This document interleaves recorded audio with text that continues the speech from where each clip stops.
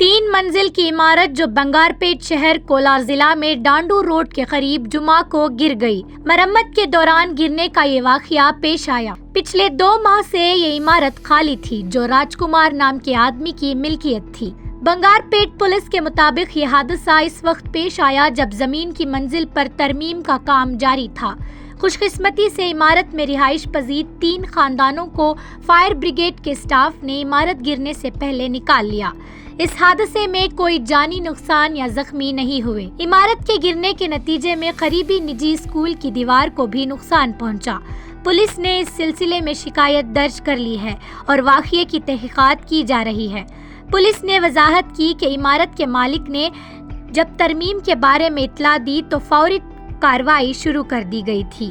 عمارت کو پہلے ہی گرنے کا خدشہ تھا جس کی وجہ سے احتیاطی طور پر رہائشیوں کو نکال لیا گیا تھا۔ حکام نے اس بات کی تصدیق کی کہ اس واقعے میں کسی کو نقصان نہیں پہنچا اور یہ حادثہ عمارت کی کمزوری کی وجہ سے ہوا۔